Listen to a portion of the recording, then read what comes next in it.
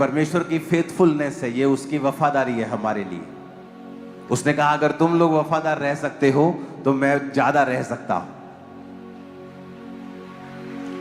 Bible कहती है कि जब आदमी परमेश्वर के संग गेम्स खेलता है, मैंने देखा है यूथ गेम खेलते हुए, चर्च में तालियां बजाते हुए, बाद में गलत काम करते हुए, आज उनके साथ गेम्स चल रही हैं। जब आप परमेश्वर के साथ 100 मीटर की दौड़ दौड़ते हैं ना फुलिशनेस में, तो परमेश्वर फिर मैराथन दौड़ता है आपके साथ। जब आप परमेश्वर के साथ प्ले करते हैं ना, आप खेलते हैं उसकी प्रेजेंस में, आप उसको नकारा समझते हैं, आप लॉन्ग लाइफ तक उसका असर आपके परिवार और आपकी लाइफ से हटता नहीं है। उस समय मालूम नहीं होता, क्योंकि परमेश्वर जो है वो एकदम से जवाब नहीं देता। आप जब एक रास्ता, दो रास्ते जा रहे हैं, एक इधर और एक हल्का सा टेढ़ा, जब आप हल्के से टेढ़े रास्ते में गुजरते हैं तो कुछ भी बदलता नहीं है, ना वहां का आसमान ना वहां की जमीन। लेकिन जब आप चलते जाते हैं तो एंड में बदल जाता है सारा कुछ। उसी तरह परमेश्वर में जो लोग टेढ़े चलते हैं ना, एकदम से कुछ नहीं बदलता है। उनकी ब्लेसिंग भी हो सकता है वैसी रहे, उनकी पोजीशन भी वैसी रहे, अगर वो पास्टर है तो पास्टर ही रहे, प्रॉफिट है तो प्रॉफिट ही रहे, लेकिन एक फिर समय आता है जब न्याय होता है और सब कुछ साफ साफ दिखता है। इसलिए बाइबल कहती है परमेश्वर के हाथों में पड़ना भयंकर बात है। तो हमें यह समझ होनी चाहिए कि हमारा परमेश्वर जिंदा परमेश्वर है। अगर हम उसके वचन को मानेंगे, उसके वचन का आदर करेंगे, तो वो भी हमारा आदर करेगा। अगर हम पब्लिकली क्राइस्ट को कन्फेस करेंगे, वो उसी पब्लिक के बीच में हमें ऊंचा करेगा और कोई दुनिया की ताकत हमें नीचा नहीं कर पाएगी। उसी पब्लिक के बीच में क्राइस्ट ने कहा अगर तू ग्लोरीफाई मुझे पब्लिकली करेगा, मैं भी पब्लिकली तेरे नाम को बचा के रखूंगा। हालेलुया।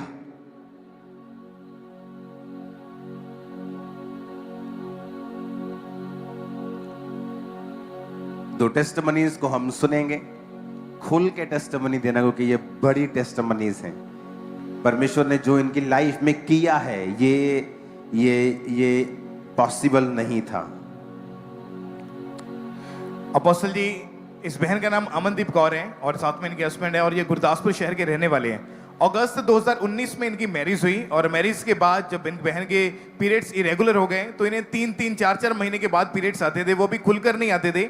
जब इन्होंने बेबी का ट्राई किया तो बेबी कंसीव नहीं कर पा रहे थे और 4 साल ऐसे गुजर गए, एक बार भी प्रेगनेंसी कंसीव नहीं हुई। डॉक्टर को दिखाया, अल्ट्रासाउंड हुआ तो डॉक्टर ने बताया कि आपके यूट्रस में 2 मांस वाली बड़ी बड़ी रसौलियां हैं, एग्स ग्रो नहीं कर पा रहे हैं और डॉक्टर ने इन्हें लगातार दवाइयां खाने को बोल दिया। आपका नाम बताइए क्या है? अमनदीप कौर। आपने लिखा कि आपने 3-3 मंथ के मेडिकल कोर्स किए, 4 से 5 बार, 7 डॉक्टर्स बदले हैं। हाँ जी। कैसे शुरू हुआ, क्या हुआ, पूरी स्टोरी आप बताओ खुल के, कोई वरी मत करो। पास्टर जी, मैं ना पंजाबी च बोलो, कोई गल नहीं, कोई बात नहीं, लोग समझ जाएंगे। तो ये लिखा कि बेबीज नू देख के डिप्रेस रहंदे ही तुही। हाँ जी। और तुही एक्सेप्ट कर लिया है कि मैं मां कदी नहीं बन सकती हूं। हाँ जी।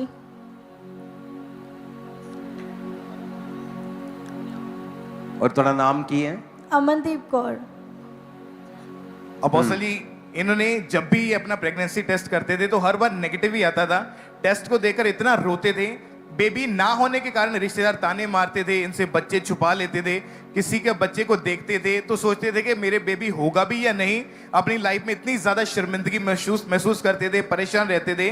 हस्बैंड और वाइफ दोनों का ही आपस में बहुत ज्यादा लड़ाई झगड़ा रहना शुरू हुआ। मैरिड लाइफ डिस्टर्ब हो चुकी थी, उम्मीद खत्म हो चुकी थी, अब बेबी नहीं होगा। तो बेबी गोद लेने के बारे में ये सोचने लगे।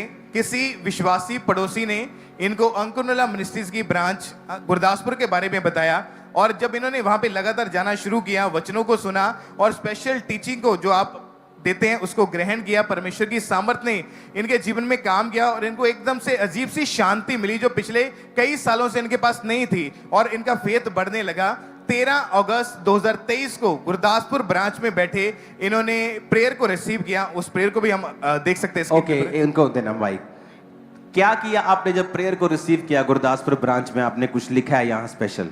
ਪਾਪਾ ਜੀ ਮੈਂ ਜਦੋਂ ਮਤਲਬ ਵੀ ਤੁਹਾਡੀ ਪ੍ਰੇਅਰ ਨੂੰ ਰਿਸੀਵ ਕੀਤਾ ਨਾ ਤੇ ਮੈਂ ਸ਼ੁੱਕਰਵਾਰ ਦਾ ਦਿਨ ਛੱਡ ਕੇ ਸ਼ਨੀਵਾਰ ਦਾ ਦਿਨ ਛੱਡ ਕੇ ਤੇ ਮੈਂ ਮਤਲਬ ਸ਼ਨੀਵਾਰ ਨੂੰ ਆਪਣੇ ਹਸਬੰਡ ਨੂੰ ਕਿਹਾ ਕਿ ਨਾ ਮੇਰੇ ਲਈ ਨਾ ਪ੍ਰੈਗਨ ਨਿਊਜ਼ ਲੈ ਕੇ ਆਓ, ਮੈਂ ਟੈਸਟ ਕਰਨਾ ਵਾ। ਇਹ ਲੈ ਕੇ ਆਏ ਤੇ ਮੈਂ ਸੌਣ ਲੱਗਿਆ ਨਾ ਮੈਂ ਪ੍ਰੈਗਨ ਨਿਊਜ਼ ਤੇ ਜਿਹੜਾ ਤੁਸੀਂ ਆਇਲ ਦਿੰਦੇ ਹੋ ਨਾ ਮੈਂ ਉਹ ਵਾਲਾ ਆਇਲ ਜਿਹੜਾ ਨਾ ਆਪਣੇ ਮਤਲਬ ਕਿ ਪ੍ਰੈਗਨ ਨਿਊਜ਼ ਤੇ ਵੀ ਲਾ ਲਿਆ, ਆਪਣੇ ਪੇਟ ਤੇ ਵੀ ਲਾ ਲਿਆ, ਕ੍ਰੋਸ ਬਣਾ ਲਈ ਤੇ ਫਿਰ ਮੈਂ ਉਹ ਸਾਰਾ ਆਇਲ ਪੀ ਵੀ ਲਿਆ। ਤੇ ਫਿਰ ਮੈਂ ਨਾਲ ਲੱਗਦੇ ਇਹ ਵੀ ਗੱਲ ਕਹੀ ਕਿ ਮੇਰੇ ਪਰਮੇਸ਼ਰ ਜੇ ਤੂੰ ਮੈਨੂੰ ਬੱਚਾ ਦੇਣਾ ਵਾ ਨਾ ਮੈਨੂੰ ਐਤਕੀ ਮਾਂ ਬਣਾ ਦੇ, ਨਹੀਂ ਤੇ ਮੈਨੂੰ ਜ਼ਿੰਦਗੀ ਵਿੱਚ ਕਦੀ ਵੀ ਮਾਂ ਨਾ ਬਣਾਈ। ਮੈਂ ਇਹ ਸੋਚ ਕੇ ਨਾ ਮੈਂ ਸੌਂ ਗਈ। ਮੈਂ ਸਾਰਾ ਆਇਲ ਗੁੱਸੇ ਦੇ ਮਾਰੇ ਪੀ ਲਿਆ, ਉਹ ਵਾਲਾ ਆਇਲ ਜਿਹੜਾ ਸੀ ਮੈਂ ਆਇਲ ਪੀ ਕੇ ਸੌਂ ਗਈ। ਤੇ ਮੈਨੂੰ ਬਾਅਦ ਵਿੱਚ ਮੈਨੂੰ ਸੁਪਨਾ ਆਇਆ, ਸ਼ਾਇਦ 3 ਦਾ ਜਾਂ 4 ਦਾ ਟਾਈਮ ਸੀ।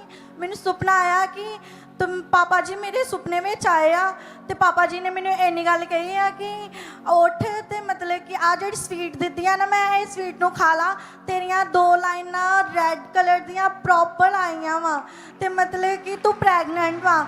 ਤੇ ਪਾਪਾ ਜੀ ਨੇ ਮੈਨੂੰ ਇਹ ਜਦੋਂ ਸਵੀਟ ਦਿੱਤੀ ਨਾਲ ਮੇਰੇ ਸਾਰੇ ਜੀਆਂ ਨੂੰ ਘਰਦਿਆਂ ਨੂੰ ਦੇ ਦਿੱਤੀ।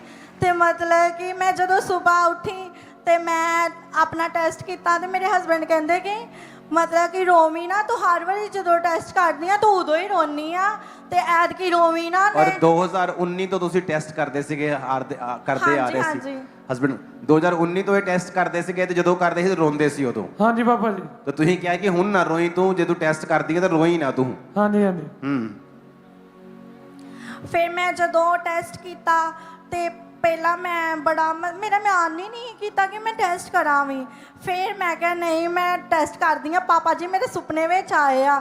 ਤੇ ਜਦੋਂ ਮੈਂ ਟੈਸਟ ਕੀਤਾ ਤੇ ਮੈਂ ਦੇਖਿਆ ਕਿ 2 ਲਾਈਨਾਂ ਪ੍ਰੋਪਰ ਆਈਆਂ। ਮੈਂ ਜੱਕਦਮ ਪਿੱਛੇ ਹੋ ਗਈ। ਕਿਆ ਪਿੱਛੇ ਕਿੱਦਾਂ? ਮੈਂ ਜੱਕਦਮ ਪਿੱਛੇ ਹੋ ਗਈ, ਬੈੱਡ ਤੋਂ ਕਿੰਨੇ ਕਦਮ ਮੈਂ ਪਿੱਛੇ ਹੋ ਗਈ। ਮੈਨੂੰ ਸਮਝ ਨਾ ਆਏ ਕਿ ਮੈਂ ਬਾਂਹ ਕੇ ਖਲੋਵਾਂ ਕੀ ਕਰਾਂ, ਮੈਨੂੰ ਸਮਝ ਨਹੀਂ ਆਇਆ। ਮੈਂ ਨਾਲ ਹੀ ਰੋਣ ਲੱਗ ਗਈ। ਫਿਰ ਮੈਂ ਆਪਣੀ ਭੱਜ ਕੇ ਜਾ ਕੇ ਆਪਣੀ ਮੰਮੀ ਮਤਲਬ ਸੱਸ ਉਹਨਾਂ ਨੂੰ ਮੈਂ ਜਾ ਕੇ ਜੱਫੀ ਪਾ ਲਈ, ਦੌੜੀ ਗਈ। ਮੈਂ ਕਿਹਾ ਮੰਮੀ ਤੁਸੀਂ ਦਾਦੀ ਬਣਨ ਵਾਲੇ ਜੇ। ਮੈਂ ਸਾਰਿਆਂ ਨੂੰ ਮਿਲੀ। ਫਿਰ ਇਹ ਕਹਿੰਦੇ ਕਿ ਤੂੰ ਰੋ ਨਾ, ਹੁਣ ਉੱਚੀ ਉੱਚੀ ਰੋ ਨਾ ਵੀ, ਮਤਲਬ ਕਿਤੇ ਇੰਨਾ ਖੁਸ਼ੀ ਦਾ ਟਾਈਮ ਆ ਤੇ ਤੂੰ ਰੋਣ ਡਈ ਆ। ਮੈਂ ਕਿਹਾ ਇਹ ਜਿਹੜੇ ਮੇਰੇ ਅਥਰੂ ਨਿਕਲਦੇ ਖੁਸ਼ੀ ਦੇ ਅਥਰੂ ਆ, ਇਹ ਮੇਰੇ ਕੋਈ ਗਮੀ ਦੇ ਅਥਰੂ ਨਹੀਂ ਆ। ਓ ਜੀਸਸ। और अपोस्टल जी और किन्ने डॉक्टर ਤੁਸੀਂ ਚੇਂਜ ਕੀਤੇ ਸੀਗੇ? ਪਾਪਾ ਜੀ 6 ਤੋਂ 7-8 ਡਾਕਟਰ ਮੈਂ ਚੇਂਜ ਕੀਤੇ। ਔਰ ਤੁਸੀਂ ਜਿਹੜੇ ਯੂਟਰਸ ਤੇ ਰਸੌਲੀਆਂ ਸੀਗੀਆਂ ਔਰ ਐਗ ਗਰੋ ਨਹੀਂ ਸੀ, ਇਹ ਤਾਂ ਸਾਰਾ ਤੁਸੀਂ ਇਹ ਸਕੈਨਿੰਗ ਕਰਵਾਈਆਂ ਸੀਗੀਆਂ, ਸਾਰੇ ਟੈਸਟ ਤੁਹਾਡੇ ਕੋਲ ਸੀਗੇ? ਹਾਂਜੀ। ਔਰ ਹਾਲੇ ਵੀ ਰਿਪੋਰਟਾਂ ਹੈਗੀਆਂ ਤੁਹਾਡੇ ਕੋਲ ਟੈਸਟਾਂ ਦੀਆਂ ਕਿ ਛੁੱਟਤੀਆਂ? ਨਹੀਂ ਘਰੇ ਪਈਆਂ ਮੈਂ। ਓਕੇ, ਸੁੱਟਣੀਆਂ ਨਹੀਂ ਗਈਆਂ, ਠੀਕ ਹੈ। ਉਹ ਸੁੱਟਣੀਆਂ ਨਹੀਂ ਗਈਆਂ, ਉਹ ਟੈਸਟ ਮੰਨੀਆਂ ਤੁਹਾਡੀ, ਠੀਕ ਹੈ। ਓਕੇ ਓਕੇ ਠੀਕ। ਔਰ ਤੁਸੀਂ ਕਿੰਨੀ ਵਾਰੀ 3-3 ਮਹੀਨੇ ਦਾ ਜਿਹੜਾ ਕੋਰਸ ਕਰਦੇ ਸੀਗੇ ਤੁਸੀਂ ਕਿੰਨੀ ਵਾਰੀ ਕੀਤਾ ਟੋਟਲ?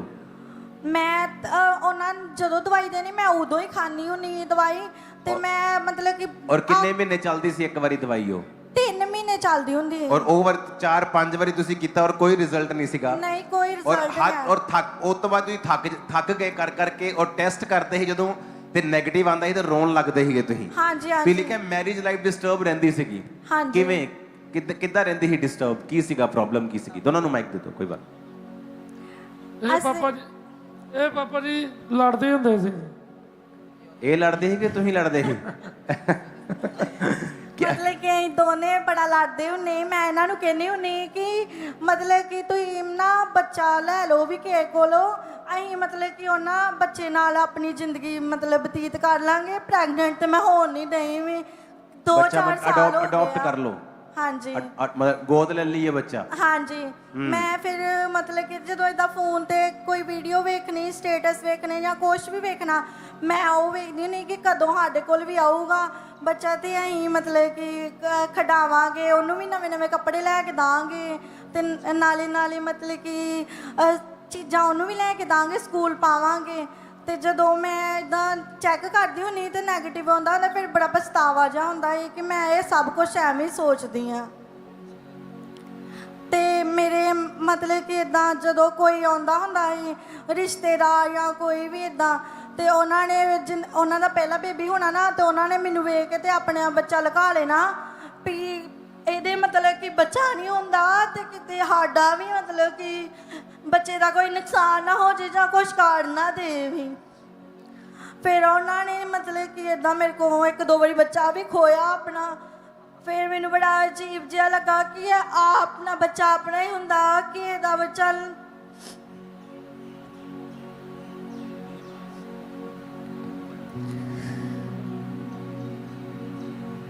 ਕੋਈ ਜਿੰਨਾ ਮਰਜ਼ੀ ਵੀ ਕਰ ਲੇ ਵੀ ਇਹ ਤੁਹਾਡਾ ਹੀ ਆ, ਪਰ ਨਹੀਂ, ਜੋ ਆਪਣਾ ਬੱਚਾ ਹੁੰਦਾ ਆਪਣਾ ਹੀ ਹੁੰਦਾ।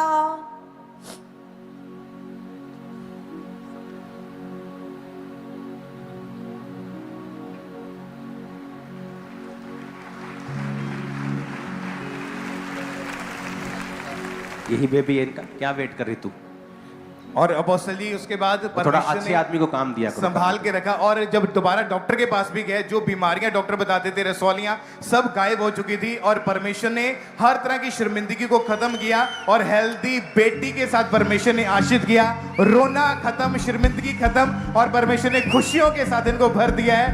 ऊंची आवाज बोले हालेलुया। मुझे कहते हैं यीशु मसीहा खुदावन का जिंदा लहू, मुझे कहते हैं यीशु मसीहा खुदावन का जिंदा लहू, मेरा काम है देना शिफा, मैं जिसको छू लूंगा पवित्र कर दूंगा, मैं जिसको छू लूंगा पवित्र कर दूंगा।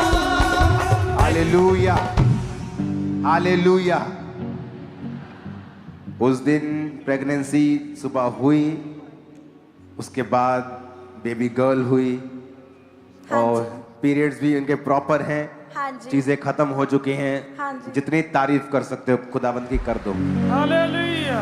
इमेजिन करो, आप लोगों की बात सुना करो कि वो प्रेयर करके ऑयल को लगाया, क्रॉस बनाया, परमेश्वर से कहा प्रभु तू देना, अब दे।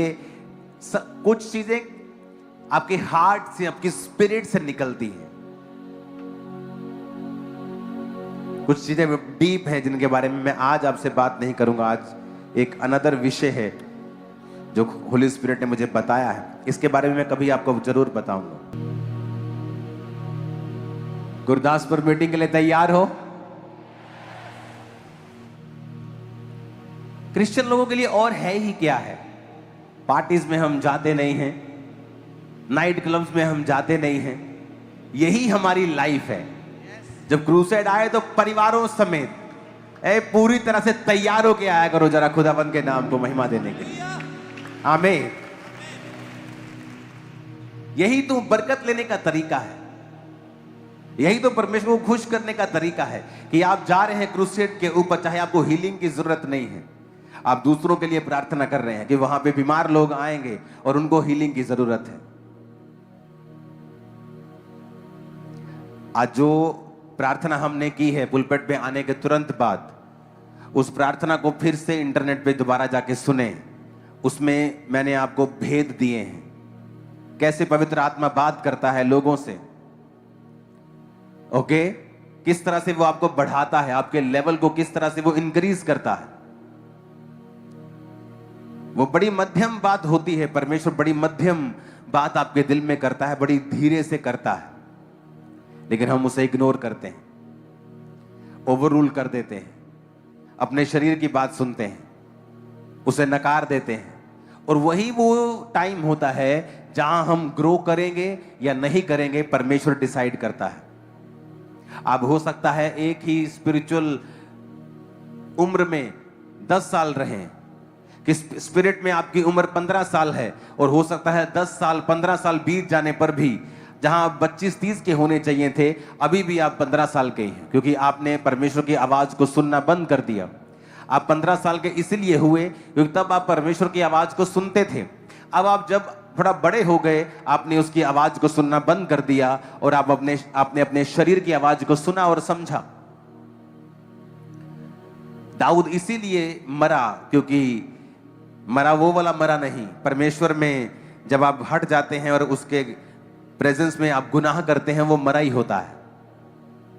आदम शारीरिक रूप से नहीं मरा था, जब उसने गुनाह किया वो आत्मिक रूप से मर गया था। इसलिए साल्वेशन को सबसे बड़ा मिरेकल कहते हैं। आपकी हीलिंग यहीं रह जाएगी। आप हील हैं, आज कैंसर से चंगे हो गए हैं, लेकिन इसका मतलब आप अमर तो नहीं हुए हैं। मरना तो है ही, किसी को 85 साल में, किसी को 100 साल में, किसी को 70 में, किसी को 110 में, 120 में, सबको जाना है। तो वो हीलिंग मिरेकल तो इस धरती तक रह जाएगा। ऊपर क्या जाएगा? वो साल्वेशन, वो उद्धार ऊपर जाएगा। इसलिए साल्वेशन को चमत्कारों का चमत्कार कहा जाता है। इसलिए साल्वेशन को, मुक्ति को सबसे बड़ा मिरेकल बोला जाता है। हालेलुया। जब आप सेव होते हैं, जब आप परमेश्वर में बचते हैं, और सेव होने का मतलब शरीर सेव होना, स्पिरिट सेव होना, जनरेशनल कर्सेस से फ्री होना, यह भी होता है, और आत्मिक रूप से सेव होना और अनंत जीवन के वारिस होना, यह भी होता है। क्यों साल्वेशन पर जोर दिया जाता है और सबसे कम ध्यान लोगों का इस साल्वेशन पर होता है कि नहीं नहीं, हीलिंग डिलीवरेंस चाहिए, साल्वेशन की कोई बात नहीं है। साल्वेशन उन्हें लगता है कि ये कहानियां हैं, कथाएं हैं, ऊपर जीवन होगा। ऊपर किसने देखा है? नीचे पहले जीवन होना चाहिए। प्रभु यीशु मसीह ने बड़ा क्लियरली बोला है, मन फिराओ क्योंकि परमेश्वर का राज्य निकट आया है। परमेश्वर का राज्य मन फिराने से तुम उसमें प्रवेश कर सकते हो।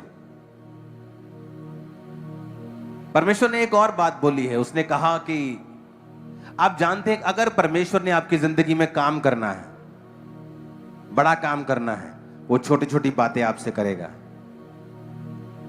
अगर उसने बड़ा काम आपकी लाइफ में करना है, वो आपकी डेली लाइफ के ऊपर काम करेगा।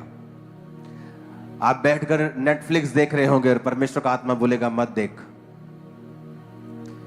आप टीवी देख रहे होंगे, परमेश्वर की, और वो आवाज प्रेशर के साथ नहीं आएगी, मत देख, ऐसा नहीं आएगी।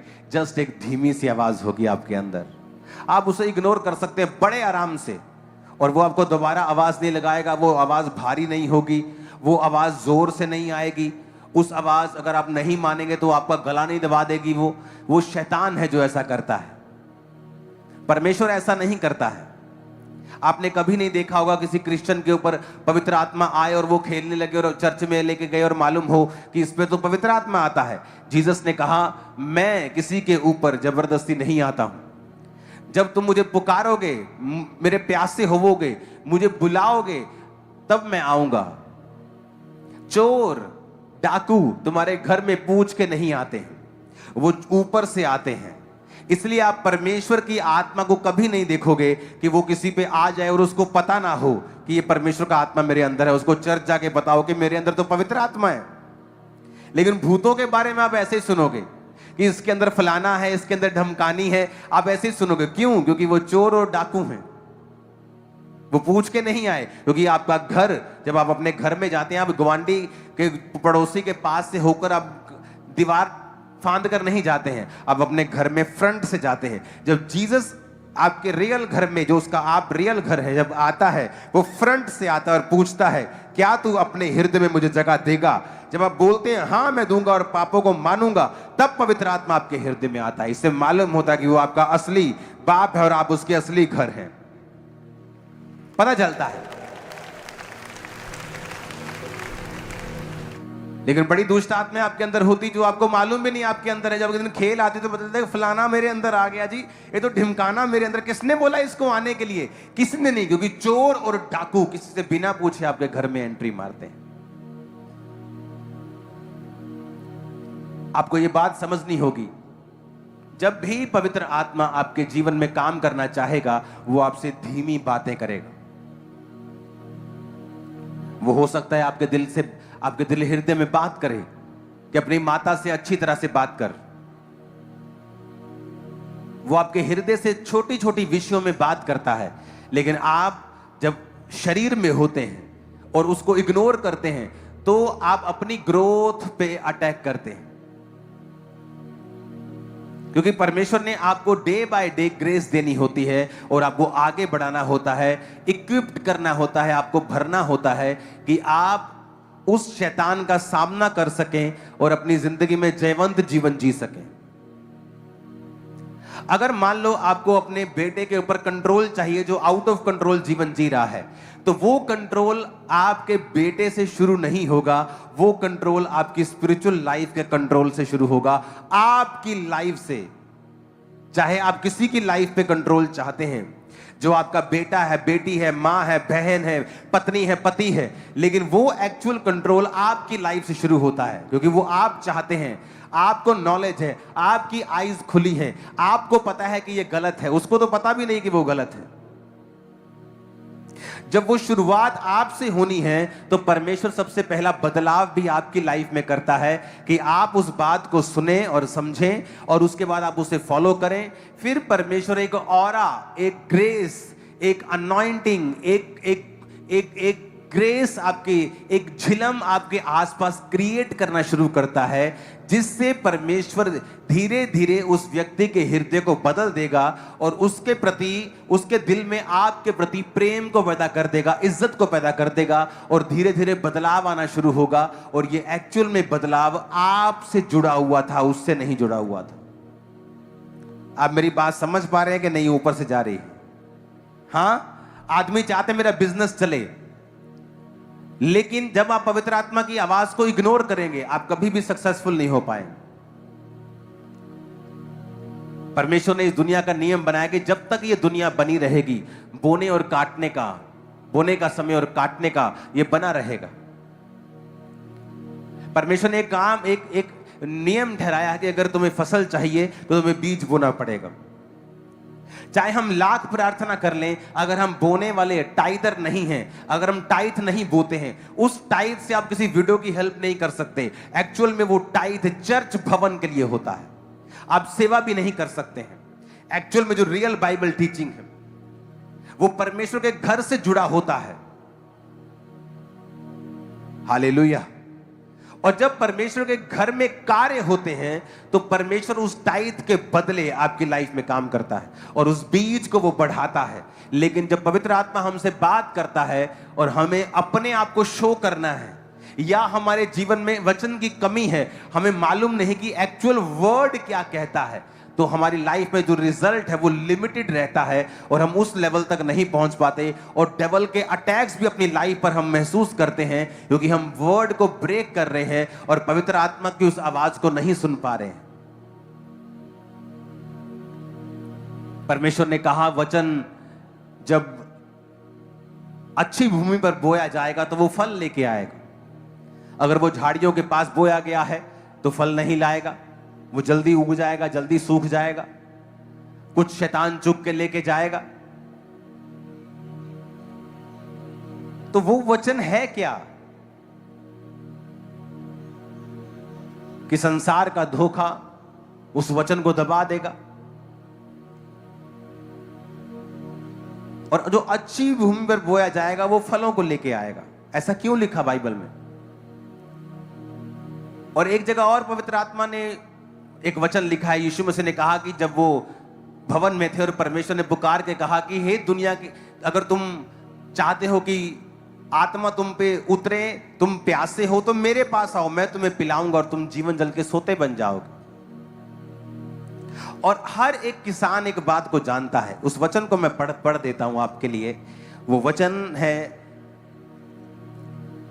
ये लंबी टीचिंग है, इसको मैं थर्सडे या संडे भी आपके साथ शेयर करूंगा। मत्ती 13 उसकी 1 से 9, ये है उस बीज का जिक्र। मार्ग के किनारे गिरना और पक्षियों का उसे चुगना 4 आयत में, यानी जो कुछ सुना शैतान उसे चुरा कर लेके गया। पथरीली भूमि पर गिरना और गहरी मिट्टी ना मिलने के कारण जल्द उग जाना और फिर सूख जाना, और जड़ ना पकड़ने के कारण सूख जाना। कुछ झाड़ियों में गिरना और झाड़ियों ने बढ़ के उन्हें दबा जाना, यानी वचन सुनी भी जाना, चर्च भी आई जाना, लेकिन धन का धोखा, संसार का लालच, पैसों का लालच, व्यभिचार उस फल को नहीं आने देता। और कुछ अच्छी भूमि पर गिरना और फिर फल लाना। अच्छी भूमि पर वचन बीज का गिरना। अगर आपकी लाइफ में आप चाहते हो कि फल आए, आपको राइट भूमि आपको चुननी पड़ती है। चर्च एक राइट भूमि है बीजों को बोने के लिए। प्लस एक और बात वहां पे लिखी है, अगर आप चाहते हो ना कि आपका बीज फल लाए, तो वचन कहता है कि जो पेड़ नदी के किनारे लगे होते हैं वो कभी सूखते नहीं हैं। अगर आप देखेंगे तो नदियों के किनारे बड़ी अच्छी पैदावार होती है। क्यों? क्योंकि उनका जो माहौल होता है, उस पानी के कारण, उस मिट्टी का, नमी का वो माहौल जो है वो बीज को फलवंत करने में हेल्प करता है। तो पानी चाहिए बीज को, अगर आप चाहते हैं कि वो बीज फल लाए, वो बढ़े, आपकी लाइफ ग्रो हो। वचन ये कहता है कि यीशु मसीह ने कहा, अगर तुम प्यासे हो तो मेरे पास आओ, मैं उसे जीवन जल का सोता बना दूंगा। आप नोटिस करेंगे जिन व्यक्तियों की जिंदगियों में बैप्टिज्म लेकर साल्वेशन हो गई है, जिनकी मुक्ति हो गई है, उद्धार पा लिया है, और जिन्होंने पवित्र आत्मा को पा लिया है, आप हमेशा नोटिस करेंगे कि जब उनको बाइबल में से कोई वचन मिलता है, एक तो उनकी भूमि अच्छी है क्योंकि उन्होंने पवित्र आत्मा को पाया हुआ है, उन्होंने तौबा की हुई है, वो परवाह नहीं करते कि मेरी बेटी का रिश्ता कहां पे होगा, मैं बपतिस्मा लूंगा तो ऐसा तो नहीं हो जाएगा। वो ऐसी मूर्खों की तरह बातें नहीं करते हैं, वो क्राइस्ट को पब्लिकली कन्फेस करते हैं। अगर आपने यीशु मसीह को पब्लिकली कन्फेस नहीं किया है, वो आपको नहीं जानता है। आप उसे जानते, वो आपको नहीं जानता है। जिसने पब्लिकली कन्फेस कर लिया, बैप्टिज्म ले लिया, पवित्र आत्मा को पा लिया, उसके जीवन में दो बातें होती हैं। कैसे? आपकी जो भूमि है, आपका शरीर जो मिट्टी का बना हुआ है, जब जैसे नीचे की भूमि पर जब बीज जाता है तो वो फल लाता है, उसी तरह आपकी भूमि फिर रेडी होती है कि परमेश्वर का वचन आपके अंदर जाए, चाहे वो हीलिंग का हो, वो डिलीवरेंस का हो, वो बरकत का हो, वो छुटकारे का हो, फिर वो आपके अंदर से फूटने लगता है वो छुटकारा। लेकिन अगर आपका शरीर तैयार नहीं है, आपका जीवन रेडी नहीं है, वो सेव नहीं है, आपने तौबा नहीं की है, आप ऐसे पापों में हैं जो अब तक आपकी लाइफ से चले जाने चाहिए थे, फिर वो बीज जब चला जाता है वो फल नहीं लाता। आप फिर बोलते रहते हैं, तेरे कोड़े खाने से मैं चंगा हो चुका हूं। फिर वो वही बात हो गई कि आप अपना बीज पकड़ते हैं और राजस्थान के रेगिस्तान में जाके बोलते हैं, ये मैं बीज फेंकता हूं, ये फल लेके आएगा। वो फल नहीं लाएगा। अगर आपको वो बीज चाहिए फल लेके आए, आपको उसे वैसी भूमि पर बोना पड़ेगा जो फल ला सकती है। आपका शरीर, आपका जीवन अगर आपने रेडी नहीं किया उस फल को लाने के लिए, वो वेस्ट हो जाएगा जो पास्टर आपके लाइफ में डिक्लेयर कर रहा है, जो आप पढ़ रहे हैं, आप डिक्लेयर कर रहे हैं, वो काम नहीं आएगा क्योंकि आपकी भूमि रेडी नहीं है। और जब आपको ये बात पता होगी कि मुझे तौबा करनी है, मुझे परमेश्वर के साथ संग रहना है, वचन को पढ़ना है, आपका शरीर रेडी है। जैसे आप वर्ड पढ़ेंगे या आप पर कोई भविष्यवाणी होगी या आप पे कोई डिक्लेरेशन होती है, वो आपके अंदर रिसीव हो जाती है। उसके बाद लिखा है, पवित्र आत्मा उनकी जिंदगी में जब होता है, वो पानी की तरह काम करता है, होली स्पिरिट वाटर की तरह काम करता है। और वो जब आपके जीवन में प्रेजेंस रखता है और वचन की प्रेजेंस होती है, वो बीज धीरे धीरे फल लाने लगता है। आप इमेजिन, आप हमेशा नोटिस करेंगे, जो व्यक्ति पवित्र आत्मा से भरपूर नहीं है, क्राइस्ट के वचनों को मानने के लिए उनको संघर्ष लगता है, और वो पुराने ईसाई हैं, फलानी चर्च के बड़े बड़े कम्युनिटी मेंबर हैं, लेकिन उनकी शादियां देखो, सब अन्य जातियों की तरह करते हैं। उनके कोई काम देख लो, बर्थडे पार्टी देख लो, शादी देख लो, कुछ देख लो, आपको पूरा संसार और डबल शैतान नाचता हुआ दिखाई देगा। क्योंकि अगर आप क्रिश्चियन हैं, इस बात से कोई मायने नहीं। अगर आप बाइबल को फॉलो करते हैं और आपने सेव हो गए हैं और पवित्र आत्मा को पा लिया है, देन वो भूमि राइट है, क्योंकि वहां बीज भी है, वहां पानी भी है। जहां बीज होगा, नमी होगी, वो बीज फल लाएगा। जिन लोगों की लाइफ में पवित्र आत्मा की हुजूरी नहीं है, वो बड़ा संघर्ष करते हैं, हीलिंग के लिए संघर्ष करते हैं, डिलीवरेंस के लिए संघर्ष करते हैं, और क्रिश्चियन हैं, खुदा से प्यार भी करते हैं। ये भी बताता हूं आपको, वैसे प्यार करते हैं परमेश्वर, बोलेंगे हम प्यार करते हैं प्रभु से। कोई धरना लगाना हो वहां पहुंच जाएंगे, कोई काम करना पहुंच जाएंगे, लंगर लगाना और पहुंच जाएंगे, लेकिन वो ये बात नहीं समझते हैं कि इससे बड़ा जीवन परमेश्वर ने हमें देने के लिए बुलाया है। और जब आपकी लाइफ में आप ग्राउंड को सेट करते हैं और उसके अंदर जब बीज जाता है और पवित्र आत्मा की प्रेजेंस एक पानी की तरह उस बीज पे काम करती है। इसलिए जो लोग पवित्र आत्मा से भरपूर नहीं होते, सेम वचन जो आपको समझ आता है उन्हें अलग तरह से आता है। सेम वचन आप फेथ से भरे होते हैं और उनके लिए वो नॉर्मल वचन है। उनको लगता है कि नहीं ठीक है, ओके, हाँ सही है, सब ठीक है, चलो काम धंधा करते हैं सुबह। यही रियल वर्ल्ड है।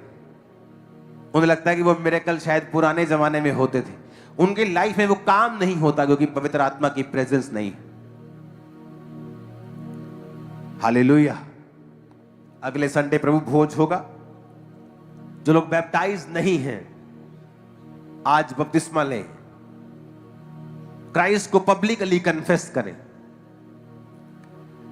पठानकोट क्रूसेड में मैंने एक रिवाइवल के बारे में बात की थी और उस व्यक्ति ने भी 4 पॉइंट्स में ये बताया था कि क्राइस्ट को पब्लिकली कन्फेस करें। उसके लिए चाहे आपको परसिक्यूशन सहनी पड़े, उसके लिए चाहे आपको किसी भी चीज का नुकसान सहना पड़े, उसे सहो, क्योंकि जब तक आप वो नुकसान नहीं सहेंगे आप रियल फायदे में कभी नहीं जाएंगे। मैं आपको बता रहा हूं। अगर आप कैंसर के फोड़े को सोचते रहेंगे कि मैं अगर इसे निकलवाऊंगा तो मुझे दर्द होगी, वो आपको खत्म कर देगा। वो पेन तो होगी लेकिन उसके बाद जीवन भी होगा। आपको ये बात समझनी ही पड़ेगी। एक टेस्टिमनी को मैं सुन रहा था। एक व्यक्ति ने चर्च का क्रूसेड करवाया और क्रूसेड जब उसने करवाया तो उस क्रूसेड पे बहुत खर्चा हुआ और उसने पर्सनल अपना खर्चा किया और क्रूसेड करवाया। उसने टेस्टिमनी दी कि क्रूसेड करवाने के बाद उसका जो बिजनेस था, शैतान ने उस पर अटैक कर दिया। जिस बिजनेस से उसने कहा था मैंने घर बनाया, जिस बिजनेस से मैंने 2 घर बनाए, जिस बिजनेस से मैंने कर्जे उतारे, जिस बिजनेस ने मुझको ऊंचा किया, क्रूसेड करवाने के तुरंत बाद उस बिजनेस पे अटैक हुआ और वो बंद हो गया और बहुत कम हो गया। जब आप कुछ अच्छा करते हैं आप पर अटैक होता है क्योंकि शैतान जानता है कि ये वो कर रहा है जो उसको नहीं करना चाहिए और वो लगातार उस तंगी में रहा। उसके लोग उसके खिलाफ हुए और लगातार उस तंगी को वो झेलता रहा। एक फिर समय आया, उसने मुझे बताया कि एक समय आया और परमेश्वर ने एक नए काम को मेरे लिए खोला और जब नए काम को मेरे लिए खोला तो उस काम में परमेश्वर ने मुझे बरकत दी। जितने वो पहले कमाता था उससे 3 गुना ज्यादा कमाता है अब 2 साल के अंदर अंदर। और वो काम वो कभी नहीं करता, लेकिन परमेश्वर की आत्मा ने उससे पहले डिस्कंफर्ट जोन में वो लेके आया और उसके बाद फिर वो उसे कंफर्ट जोन में लेके गया। जब आप सही चीज करते हैं कई बार आपको डिस्कंफर्ट होता है। आप देखा मैं पहले ही क्या सुना ना करिए, आप मैं क्या सुना के लोगों को ना दसिए, पब्लिकली कन्फेस करने की कोई लोड़ नहीं सी, रब नूं आराम नाल मनदे रहंदे। ऐसे मानने की कोई जरूरत नहीं है आपको। परमेश्वर को आपकी कोई जरूरत नहीं। मैं आपको बता रहा हूं, आप हो सकता है आज आप कल पब्लिकली कन्फेस करके नुकसान उठाओ नुकसान। मैं चैलेंज करता हूं अगले 5 सालों में जो फायदा होगा नुकसान चिल्लर ठहराएगा उसके सामने जो फायदा होने वाला। सोचो तो सही, तुम क्यों डरते हो? जिस परमेश्वर ने सूर्य, चांद को, चंद्रमा को, पूरे तारागणों को बनाया, जिसने इतना बड़ा बड़ा ग्रह को बना के इतना सब कुछ बनाया, वो तुम्हारी उस छोटी सी नौकरी का क्या इंतजाम नहीं कर पाएगा? क्या वो तुम्हें सेटल नहीं कर पाएगा? बड़ा सोचो परमेश्वर के लिए और वचन से सोचो कि परमेश्वर आपको मरने नहीं देगा। आप उसको कुछ देंगे वो आपको बड़ा देगा। आप उसके लिए कुछ त्यागेंगे आप 100 गुना पाएंगे। वही आप जो नहीं कर पा रहे हैं इस डर से कि यही खत्म ना हो जाए, वही आपकी रुकावट है जो आपको एक लेवल पे रख रही है। हालेलुया। एक टीम मेंबर था, ये 15 साल पहले की बात है, और मैंने उसे बताया कि परमेश्वर का आत्मा चाहता है कि तू फुल टाइम परमेश्वर का काम करे और मेरी आदत है मैं कभी लोगों को फोर्स नहीं करता हूं। कोई जाना चाहता है उसी वक्त जा सकता है, कोई आना चाहता है आ सकता है। अब मेरी लाइफ में वो बदलाव आ चुका है। हम किसी की काउंसलिंग नहीं करते ठहरने के लिए। पहले काउंसलिंग चलती थी 15 साल, काउंसलिंग चल रही, नहीं सेवा कर। अब कोई काउंसलिंग नहीं होती है। आपका 1% भी दिल नहीं है, आप कभी भी जा सकते हैं, क्योंकि परमेश्वर को 100% लोग चाहिए, आधे अधूरे लोग नहीं चाहिए। तो उस समय मैंने उससे कहा और वो हमेशा टालता रहा, और हमेशा उसे लगता था कि वो इस तरह से आप ये दिखाते हैं कि आप बहुत बड़े कोई वैल्यूएबल चीज हैं आप, और फिर परमेश्वर आपको ब्लेस नहीं करता। और वो लगा रहा सालों साल, लेकिन जब उसने फैसला किया फुल टाइम सेवा में आने का, उसके बाद उसकी लाइफ में बदलाव हुआ और बड़ी ब्लेसिंग्स आई। पहले नहीं, सेवा करता था, वो चर्च में सेवा करता था। ये बात मैं इसलिए कह रहा हूं कि पवित्र आत्मा कई बार आपसे जब बात करता है आप उसको इग्नोर करते हैं और कंटिन्यू इग्नोर करते हैं, और वो हो सकता है आप 10 साल इग्नोर करते रहे, लेकिन 10 साल बाद भी वो पवित्र आत्मा आपको सेम बात ही बोलता है, और उसी के पीछे आपकी एक बड़ी बरकत होती है। 10 साल से वो सेम बात कर सकता है, क्योंकि उसकी योजना सेम नहीं होती। मैंने किसी को कहते सुना कि परमेश्वर के जो प्लान्स हैं, कि परमेश्वर जो योजनाएं तुम्हारे विषय में रखता है तुम्हारे लाभ की हानि के लिए नहीं, कि परमेश्वर has a lot of plans for your life. अगर एक प्लान तुम कहीं पाप करके गिर गए, ही हैज अनदर प्लान, गिर गए he has another. This is not right, this is false information. परमेश्वर के पास आपके लिए मल्टीपल प्लान्स नहीं है। उसके पास आपके बहुत से प्लान्स हैं, यानी वो आपको फाइनेंशियली ब्लेस करना चाहता है, बहुत से प्लान है। वो आपको मैरिड की लाइफ आपकी बहुत ब्लेस करना चाहता है। He has multiple plans for your life, but not like that कि अब एक प्लान से निकल गए उसके पास ही हैज अनदर प्लान। नहीं नहीं नहीं, उसके पास कोई भी प्लान नहीं। उसके पास एक ही प्लान है आप लोगों के लिए, या परफेक्ट है या परमिसिव है, या परफेक्ट जिसमें आशीष है, परमिसिव यानी उसमें आशीष भी है और श्राप भी है। आपने चुनना है, आपको वो फोर्स नहीं करेगा। Hallelujah, hallelujah. आपको चुनना पड़ता है कि आज आप शरीर के सामने, परिस्थितियों के सामने झुकना चाहते हैं या आप आगे बढ़ना चाहते हैं। ये चर्च 2 साल की यंग चर्च सडनली गर्मी में आती है और टेंट लगते हैं और कूलर्स नहीं है और जस्ट पंखे लग रहे हैं और बड़ी गर्मी है जून के महीने में। बहुत सारे विश्वासी आगे कंप्लेंट कर रहे हैं, नई नई चर्च है, बहुत गर्मी होती है, बहुत गर्मी है, क्या करे क्या करे। और सडनली मेरे को एक मैसेज आता है कि एक पास्टर हैं और वो आके यूएसए से आपकी चर्च में प्रीच करेंगे और जाते जाते आपको 8-10 लाख रुपए दे जाएंगे और आप लेंटर डाल लेना। वाओ, व्हाट ए प्लान कि सभी 500 के 500 लोग लेंटर के नीचे आ जाएंगे, गर्मी खत्म हो जाएगी। लेकिन पवित्र आत्मा ने मुझसे अंदर कहा, मत कर। पैसे के लिए परमेश्वर के पुलपट किसी को मत दे। हाँ, वैसे कोई तेरी चर्च में प्रीच कर रहे, तो जब पवित्र आत्मा तेरी अगुवाई करे तो बुला किसी को बुला, कोई प्रॉब्लम नहीं, लेकिन पैसे के लिए मत बुला। मैंने कहा नहीं, मैं नहीं करूंगा ये। उसी गर्मी में हम रहे, फिर 1 साल नहीं, 2 साल नहीं, 3 साल, 4 साल, 5 साल, 6 साल, और आपको ऐसा लगता है कि आपने परमेश्वर का प्लान चाहे रिजेक्ट कर दिया है। आपने क्यों पैसा नहीं लिया? अगर वो छत डल जाती, आज इस छत में हम कभी नहीं होते। हालेलुया। आज भी चर्च बहुत से काम कर सकती है। आज भी जब मैं टीम को बुलाता हूं, क्या चल रहा है कंस्ट्रक्शन में, क्योंकि वो इतना बड़ा काम है, इतना ज्यादा काम है कि अगर मीडिया का काम हम कर रहे हैं तो उसका बिल बना है 1,75,00,000 रुपए। सिर्फ मीडिया, जो आपको नजर नहीं आना, जो पीछे के इक्विपमेंट्स हैं, जो पीछे की चीजें, जो नए हॉल में रेडी हो रहा है, तो उसको धीरे धीरे करके पैसे जा रहे हैं, 40 लाख जा रहा है, फिर वो धीरे धीरे आ रहा है, फिर वो बन रहा है, उसके साथ दूसरा काम जुड़ा हुआ, उसके साथ तीसरा जुड़ा हुआ, चौथा जुड़ा हुआ, 5वां जुड़ा हुआ है, एक एक करके पेमेंट सबकी जा रही है। मैं तो हैरान होता हूं कई बार जब लोग बोलते हैं, ओ इनको फॉरेन से पैसा आ रहा है, इनकी फॉरेन फंडिंग की जांच की जाए। और मेरी टीम जब आके बोलती है, मैं बोलता हूँ ये काम क्यों नहीं हो रहा? पापा पेमेंट थोड़ी है तो हम सबको धीरे धीरे करके बांटते हैं और इस तरह से काम हो रहा है। मैं कहा यार तू ही झूठ बोली जाने, लोग की कह रहे साढ़े को पैसा बहुत है, तू ही कहते रखा होना पक्का। वो कह रहे साढ़े को पैसे बड़े, तू ही कह नहीं हौली हौली काम कर दे। 2017 से चर्च बन रहा है, 8-9 साल हो गए। ये चर्च बिकी नहीं, थोड़ी सी वोटें डलवा दो ना, थोड़ी सी 20-25 लाख लोग दे जाते हैं। और जितना चर्च के साथ लोग जुड़ा है, हम 100 करोड़ भी मांगेंगे ना तो मना नहीं करता और झट में हल होते हैं। लेकिन परमेश्वर ने कहा है बिकना नहीं है। इस चर्च को जब वो खड़ा करेगा ना, कोई दुनिया का माइकल लाल अविश्वासी आके नहीं बोल सकता इस चर्च की मैंने हेल्प की है, मैंने दिया इनको पैसा, कोई नहीं बोल सकता।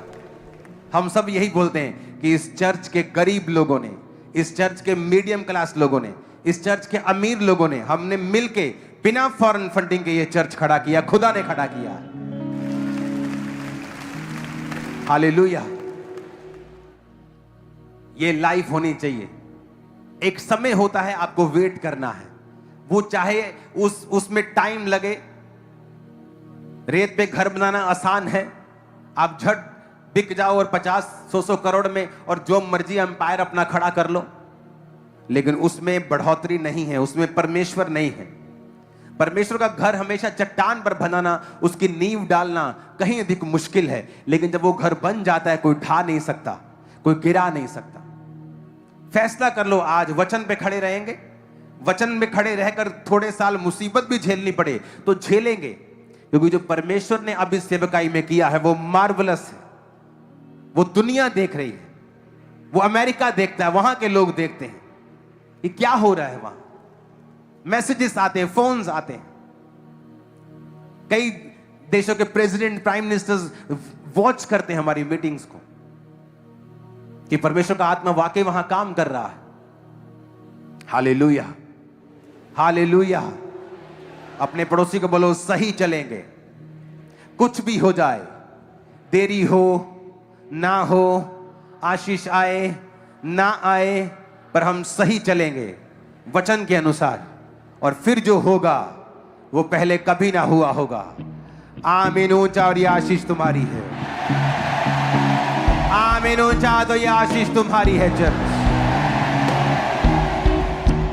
Hallelujah, hallelujah, hallelujah. अगर ये चर्च अपने आत्मा से समझौता करके तब बिक गई होती तो हम कभी भी आज यहां ना आते।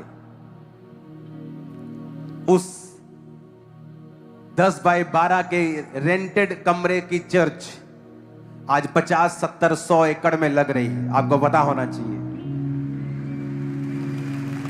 क्योंकि हमने परमेश्वर को प्रथम स्थान दिया है।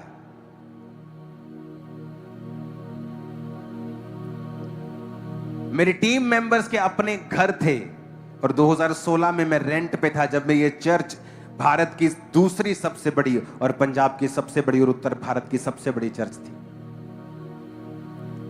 लोगों ने कहा आप क्या कर रहे हो? मैंने कहा मैं जो समझता हूं कि पहले अपने चर्च को, टीम को, लोगों को बिल्ड करना चाहिए। कई पास्टर्स मेरे पास आके बोलते हैं हमें घर चाहिए। मैंने कहा नहीं, चर्च है, नहीं चर्च नहीं, पहले तुम्हें चर्च चाहिए, पहले घर नहीं चाहिए तुमको। अगर तुम पास्टर हो और तुम्हारे पास घर नहीं और चर्च नहीं है, तुम्हें पहले क्या चाहिए? पहले तुम्हें चर्च चाहिए।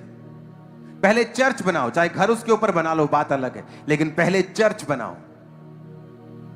तुम खुदा का काम करो, तुम्हारा प्रतिफल परमेश्वर तुम्हें देगा।